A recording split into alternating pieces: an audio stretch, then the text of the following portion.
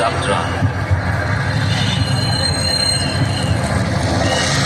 চন্দ্ৰযান ৩ক লৈ এক নতুন উদ্যম নাম ৰাখিছে মহাকাশ গৱেষণা সমিতিৰ নেতৃত্ব লোৱা বিক্ৰম ছাৰভাইৰ নামেৰে বিক্ৰম লেণ্ডাৰ। বিক্ৰমৰ বুকুত প্ৰজ্ঞান, স্বয়ংচালিত প্ৰজ্ঞানে বিশ্ববাসীক দিব চন্দ্ৰপৃষ্ঠৰ নতুন খবৰ।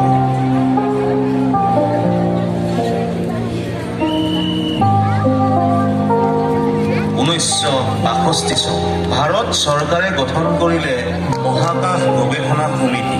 নেতৃত্বত পশ্চিমীয়া শিক্ষাৰে শিক্ষিত ডক্টৰ বিক্ৰম ছাৰভাই, লগত doctor PR Krishnarao, doctor Vainu Bappu, doctor PR Pisharoty আদি বিজ্ঞানীসকল। সেয়াই ভাৰতৰ মহাকাশ গৱেষণাৰ অংকুৰণ।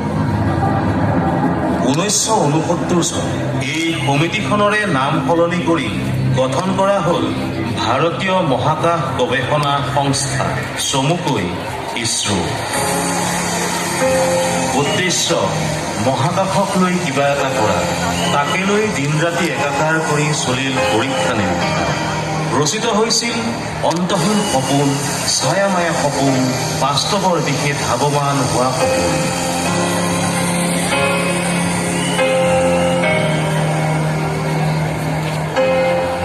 সাধুকথাৰ জোনবাইক বিচাৰি মেঘৰ বুকু ফালি বিক্ৰমৰ যাত্ৰা। জোনবাইৰ পাতত কত ৰঙৰ খেলা, অলেখ তৰাৰ মাজেৰে আমাৰ সপোনৰ যাত্ৰা।